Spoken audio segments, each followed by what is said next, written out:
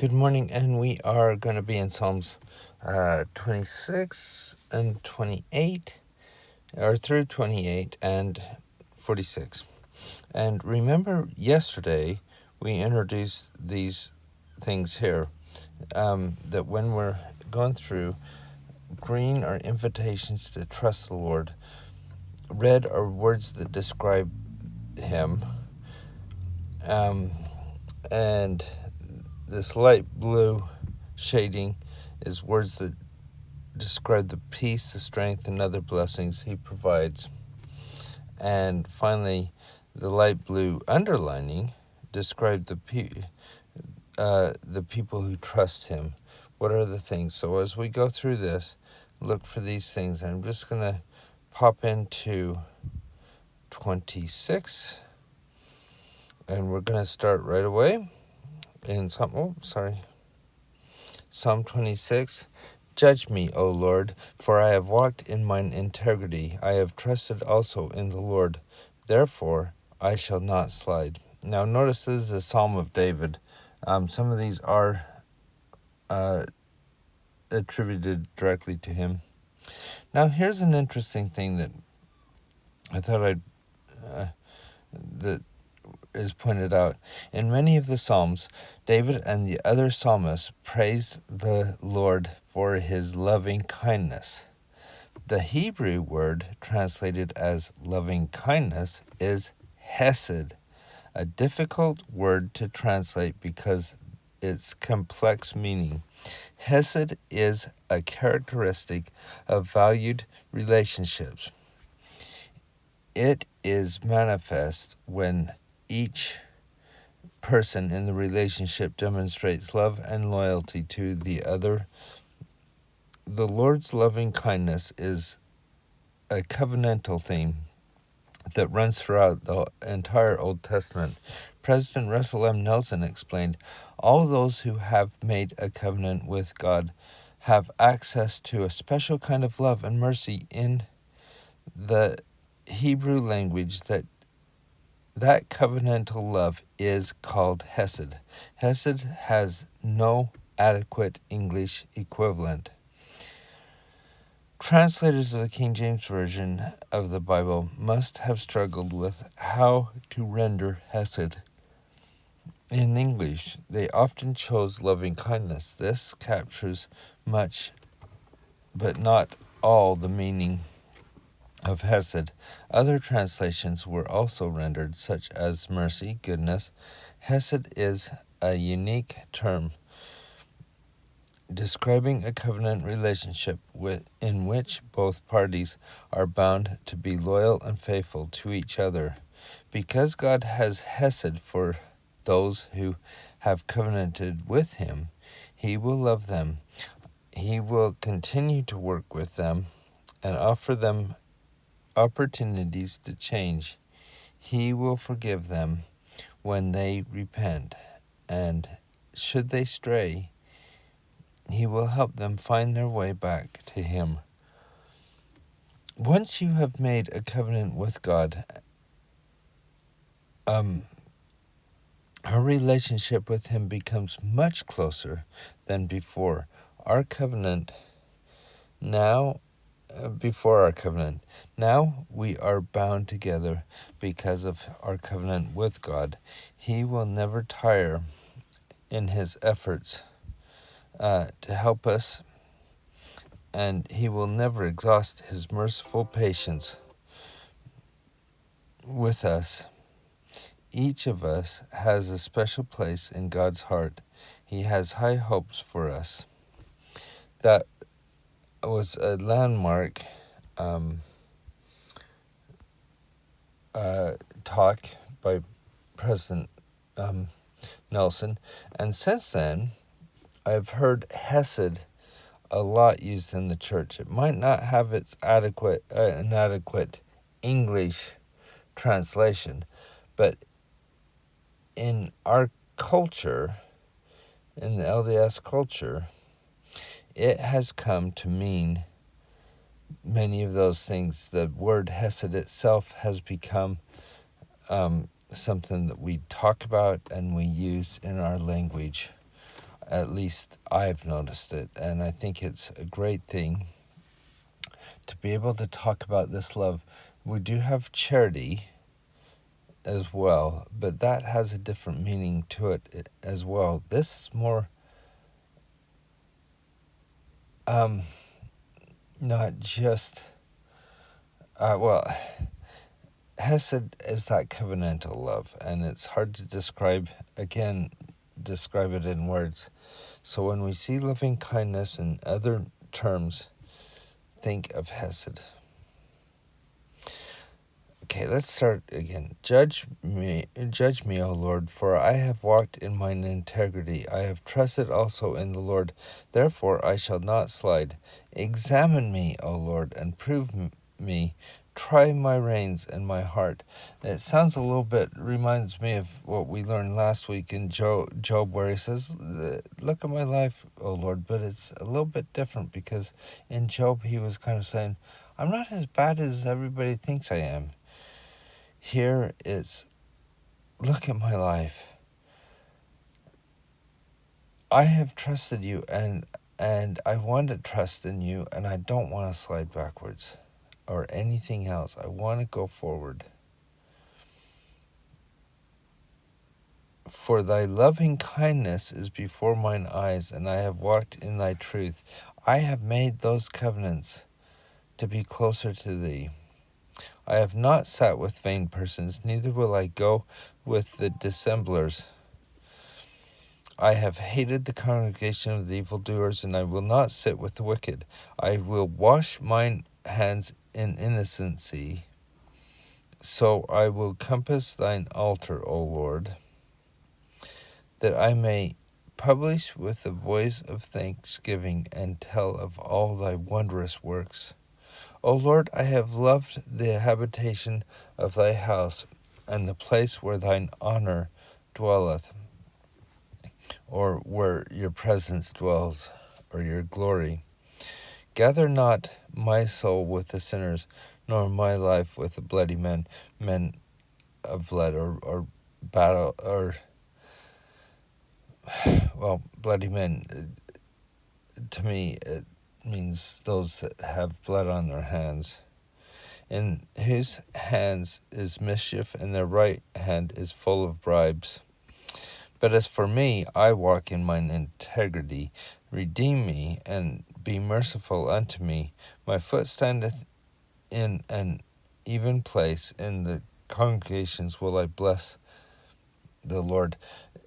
I get a little bit of a chiasmus here, but I think in this next chapter, I think in Psalms 27, we'll see it even more. Again, a Psalm of David. The Lord is my light and my salvation. Whom shall I fear? The Lord is the strength of my life. Of whom shall I be afraid? When the wicked of mine enemies and my foes came upon me to eat my flesh, they stumbled and fell. Though the host should encamp against me, my heart shall not fear.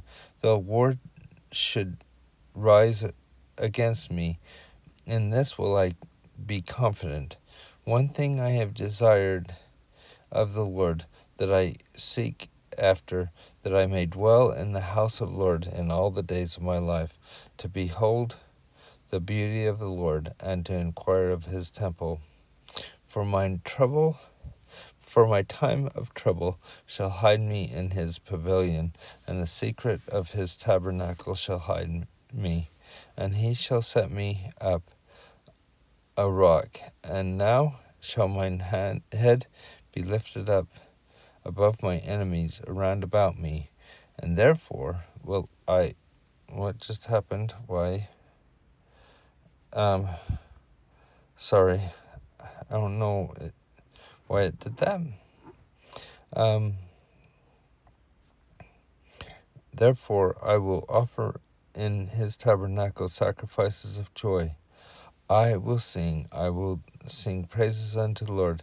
Hear, O Lord, when I cry with my voice. Have mercy upon me and answer me. When thou saidst, Seek my face, my heart said unto thee, Thy face, O Lord, will I seek.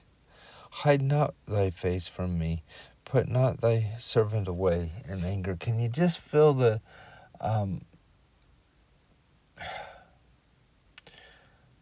righteous anxiety, good anxiety, not the bad one, that we have here? Just wanting to reach out, just that desire to be there with the Lord. Thou hast been my help. Leave me not, neither forsake me, O God of my salvation.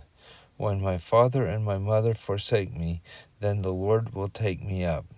Isn't that a good thing? When my father and my mother forsake me, how does that happen so often that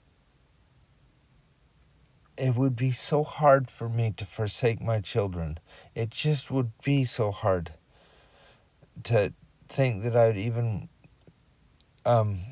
consider something like that. But he's saying, even if that happens,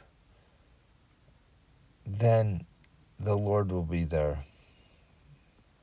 Teach me thy way, O Lord, and lead me in the plain path because of mine enemies. Deliver me not over to the will of mine enemies, for false witnesses are risen up against me, and such as breathe out cruelty. I had fainted unless I had believed to see the goodness of the Lord in the land of the living. Wait on the Lord. Be of good courage. See, this is what we should be doing. Wait on the Lord, be of good courage, and he shall strengthen thine heart. Wait, I say, on the Lord. What a great way to think. Wait on the Lord. Be of good courage. Wait on the Lord. And then we've got Psalms 28. I think this one is even more a chiasmus as we look at it. Unto thee will I cry, O Lord, my rock, be not silent unto me, lest if thou be silent unto me, I become like them that go down to the pit. Hear the voice of my supplications. See how he's reaching out and wanting to be closer to God. And when I cry unto thee, then I lift up my hands toward thy holy oracle. Draw me not away from with the wicked and with the workers of iniquity, which speak peace to their neighbors, but mischief is in their hearts. Give them according to their deeds and according to the wickedness of their endeavors. Give them after the work of their hands, and render them their desert. Now, remember, we talked a little bit about that last week in a different sense. When we're talking about Job, we're trying to show that we shouldn't judge people, but we also can, in this sense, he's praying that they may get their what they deserve, whether it's righteousness or wickedness. Because they regard not the works of the Lord, nor the operation of his hands, he shall destroy them and not build them up. I believe that he doesn't build people up. It doesn't mean that they won't have other things. It's a big discussion, isn't it? And that's why we had it last week. But this week, we're talking about how the Lord sees his children, and that he will support his children in the end, in whatever way.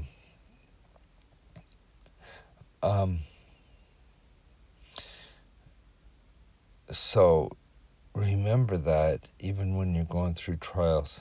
Blessed be the Lord, because he hath heard the voice of my supplications. The Lord is my strength and my shield, and my heart trusteth in him. I am helped. Therefore my heart greatly rejoiceth with my song, and I will with my song I will praise him. I love that. Remember, these are things that, do you feel in your heart that you can rejoice because of the Lord? And the Lord is their strength, and he is the saving strength of his anointed. His anointed, remember, Hesed, anointed is part of the kingship gets anointed, and his anointed would be Christ, but their love towards us. Save thy people, and bless thine inheritance. Feed them also, and lift them up forever. So we've got this beautiful understanding, just this plea to save and bless and feed and lift.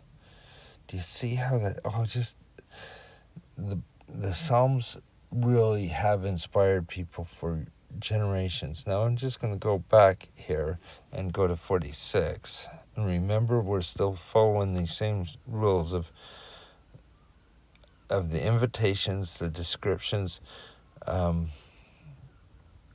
the things. So Psalms 46, and we've got a few things here. How does Joseph Smith's translation clarify when the Lord will be exalted among the heathen? Now it's interesting because it's not actually written down in the notes, the translation, but we have this clarification in this related content. A central message of Psalm 46 is that God is our refuge and strength. In the face of any challenges, through many of the situations in Psalm 46 are described in present tense. In the present tense, the prophet Joseph Smith's inspired translation shifts this psalm to a prophecy of future. For example, the Joseph Smith translation of verse 5 reads, "For Zion hath come, and God shall be in the midst of her. She hath not moved." These inspired adjustments to this chapter can remind us to seek refuge in the Lord amid calamities of the last days. I love that. So when we're reading this, think about the last days and how it works for us. Now look at this. It says, "To the musician of the sons of Korah, a song upon Almuth." Now what I've done is I've put, anytime it's a reference to how to play it or who to play it for and things, I put it in this underlined pink, because we'll get that throughout Psalms. God is our refuge and strength, a very present help in trouble. Therefore will not we fear, though the earth be removed, and though the mountains be carried in the midst of the sea, though the waters thereof roar, and be troubled through the mountains, though the mountains shake with the swelling thereof. Selah, that is telling you, it's a musical term.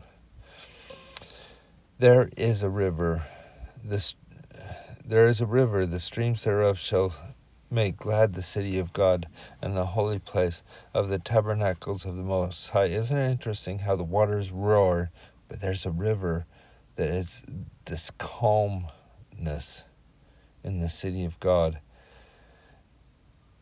See how it just goes back to, don't be scared of these things. These seem really difficult. The mountains shake. I lived in the mountains, and we lived on the Wasatch Front that was a fault line. Didn't really have very many earthquakes growing up, but I can relate to this. There is a river, the streams thereof shall make glad the city of God, the holy place of the tabernacles of the Most High. God is in the midst of her. She shall not be moved. God shall help her, and that right early. The language there is weird to me, but it just means he'll be there right away to help out. And the heathen raged, and the kingdoms were moved, and he uttered his voice, and the earth melted. Think about our time again and what this means to us. The Lord of hosts is with us. The God of Jacob is our refuge. Selah. Come, behold the works of the Lord. What desolations he hath made in the earth.